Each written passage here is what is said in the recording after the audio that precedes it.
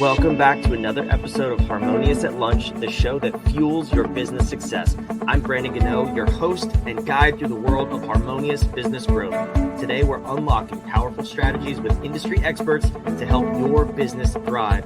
If you're a business owner, entrepreneur, or executive, you are in the right place. Join me and our incredible guest today on the journey to clarity, growth, and success. It is time to revolutionize your approach to business. Let's dive in with another episode of Harmonious at Lunch.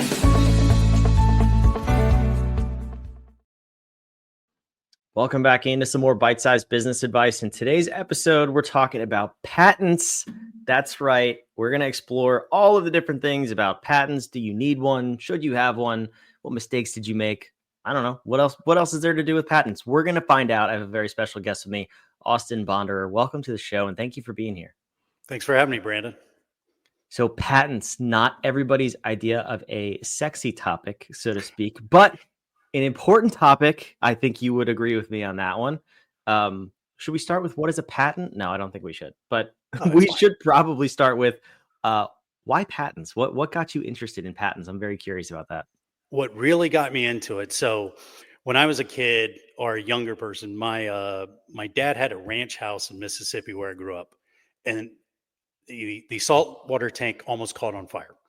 So that summer, I was up in an attic wiring a smoke detection system.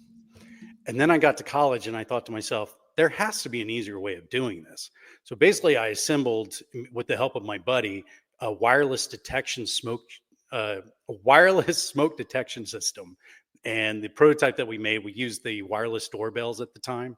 So basically, like, if one went off, it would obviously had the audible alarm, but then would send a wireless signal, and that way you could relay them through the house, and that way no other kid would have to spend a summer in an attic in Mississippi. So you invented wireless smoke detectors? I did. I actually, when I went back and researched it, I believe I beat Kitty to it when they finally came out with it. There's actually a paper on record at the University of Virginia, because it was my thesis paper describing all that I did.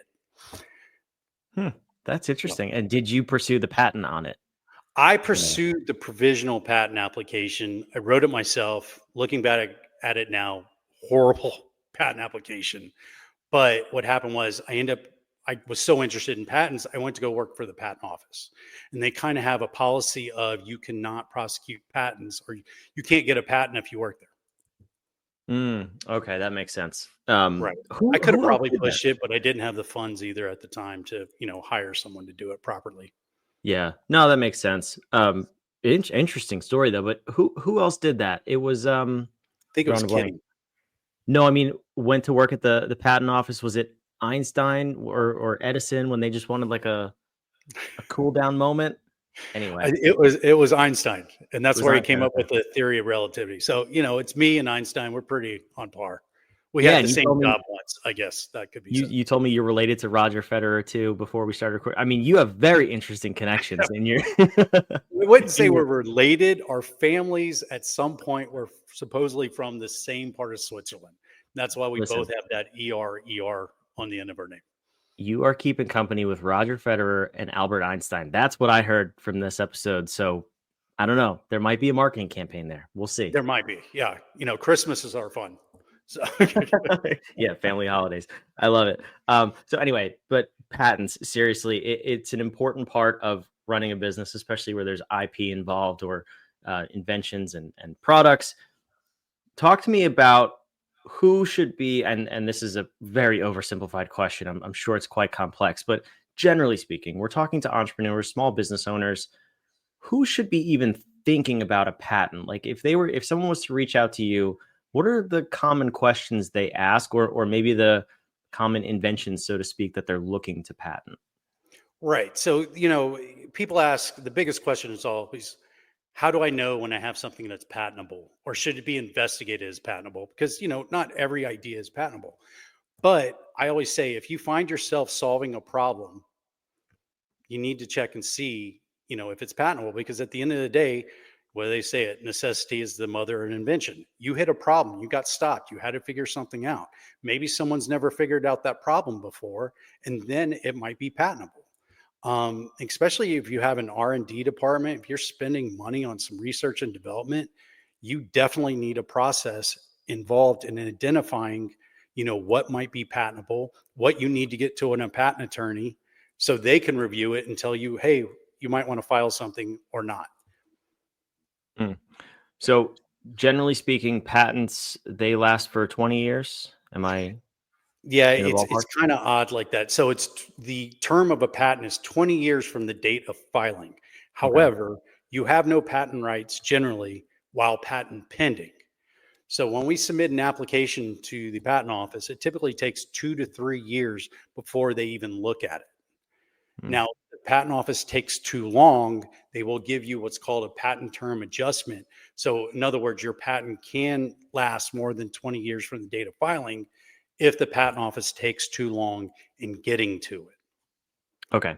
So the reason I asked that question is because the world moves fast these days, right? I mean, let's look at AI, for example, which is a software program Right. that does solve a problem. However, at the same time, is the juice worth the squeeze, right? I mean, you can find alternative solutions to this very same problem that probably wouldn't infringe on any patent rights. So, how do you sort of navigate this and help if someone approaches you and says, "I want to patent this thing. I know it's patentable," but how do you help them evaluate if it's even worth it because there may be other obvious solutions to the same problem? Well, that's kind of the hard part. So, AI is a big, monster we can talk about later. That's one of the issues with patents. It's very front loaded. You take a trademark. I had a client one time, they've been in business for like 50 years, and then we registered their trademark. Obviously, time is not of the issue. I suggest Hmm. you do it soon, but obviously, you're not timed out. Patents are, you have to invest in that patent before you ever know the marketability. So, a lot of times it's, you invest in a couple and one hits, or you know I've helped clients kind of work around with their designs, and say you have a family of patents around a certain subject matter. First things first, when you think of a patent, don't think of a wall, think of a minefield. Right. People can get through minefields. It's just how hard and difficult it is. So, we'll design something. I'll help them try to design something. And every time we change one little thing, we have to go check 15 patents to see if it, steps on a landmine by doing it that way. So the best thing you can do is if you have a patentable product and it is, kind of the basis of your business, you should try to fortify that with as many patents as possible because you do make it very difficult for others to come into your space. And does that reduce the cost of it too? I mean, I don't know how much patents cost. Maybe you can outline that generally speaking. But if let's say you have one core product, but you just said pursue multiple patents, do these subsidiary patents get less and less expensive because you're kind of the hard work's already done, or are we just duplicating the cost at that point? So yeah, if you're doing continuation practice, which is basically you take the originally filed application and you file it again, and then you try to pursue different claim sets, you don't have to rewrite the patent application. Hmm. Also, and say that you're working on a product and you need to file a new patent family, but you can pretty much cannibalize the previous patent application, then it shouldn't cost as much. I mean, at the end of the day, it's all about paying the attorney to write the patent application for you. That's the bulk of the cost.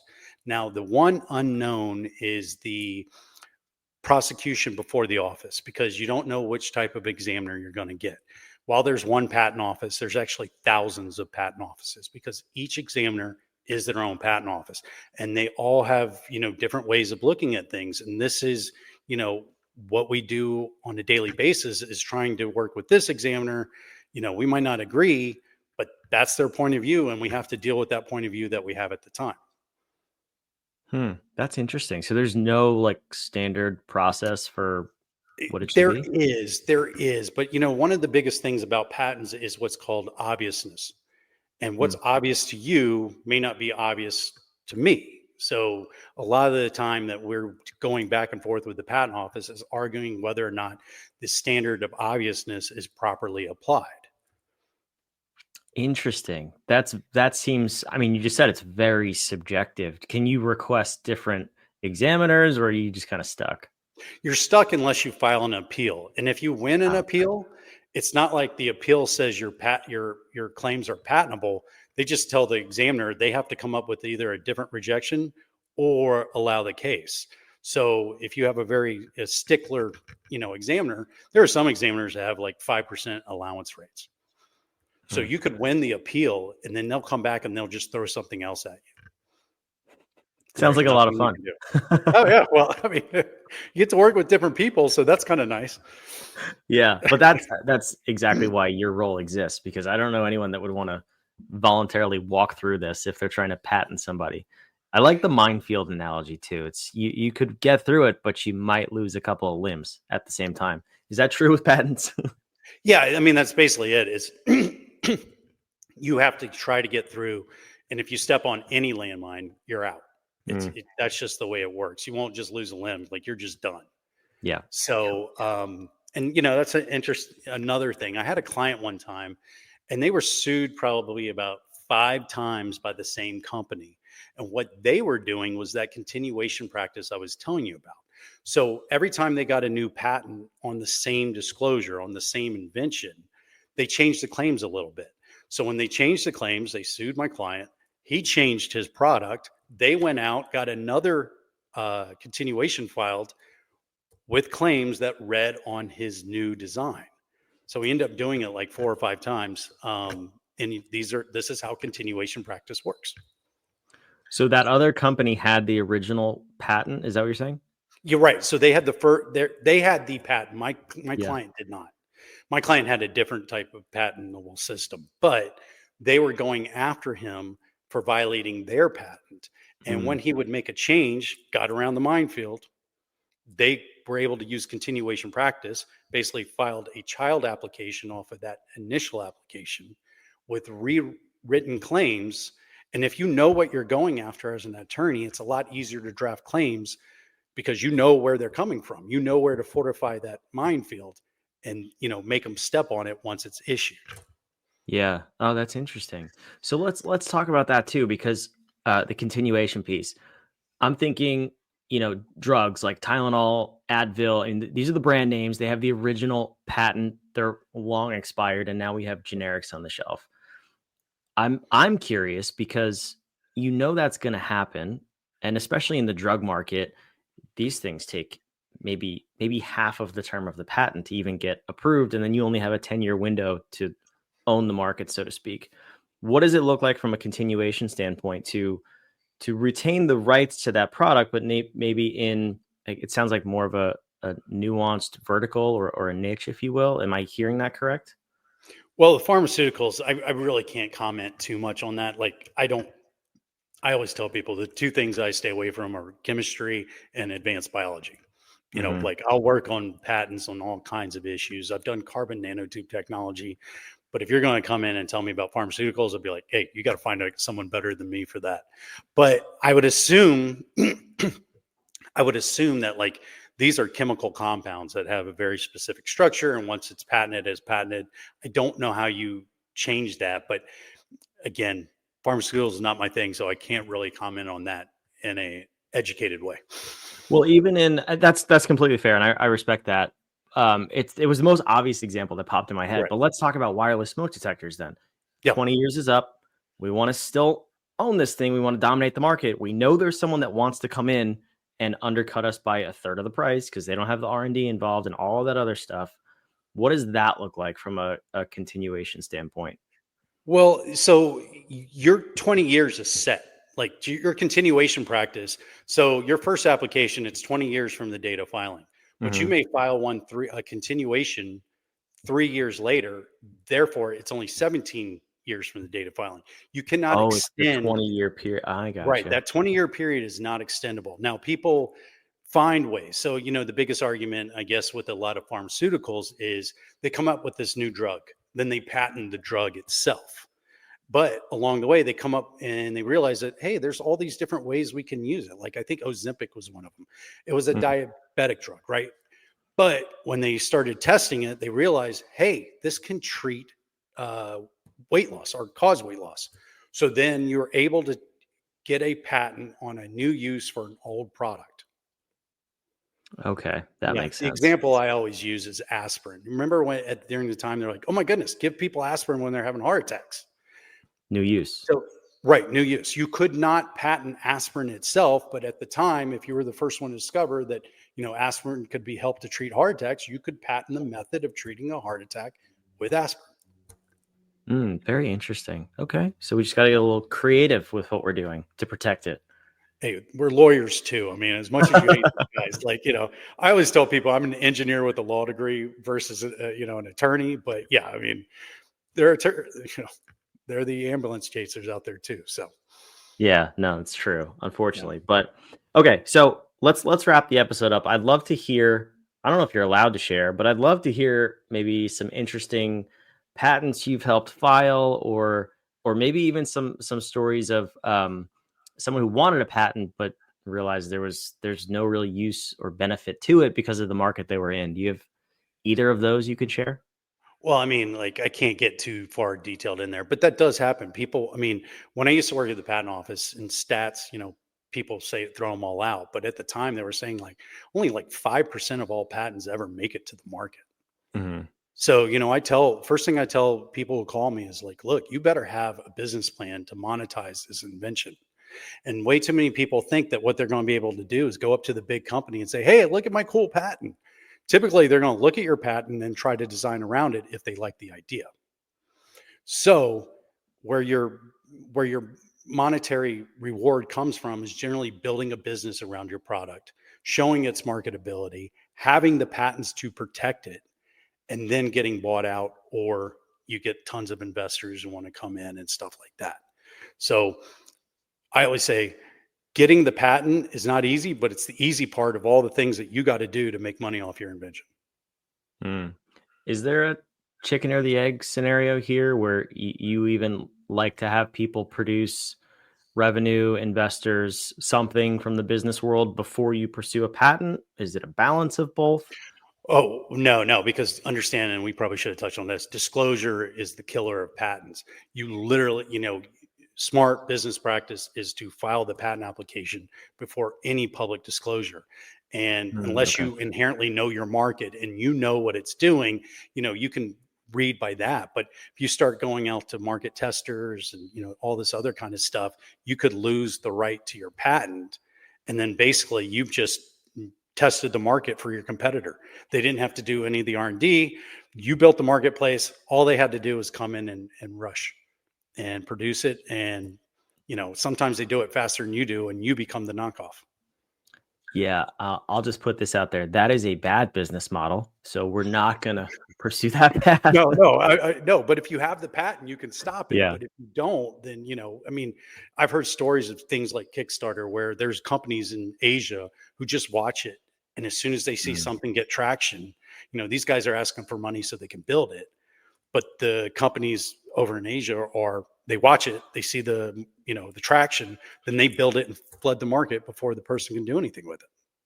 Yeah, and there's so much technology these days. I know we didn't get in here and we won't go down this rabbit hole, but I'm sure there's a program that you could toss a picture into AI and it will output the specs, the design specs for it. So like if it's a physical product, that seems really risky to me.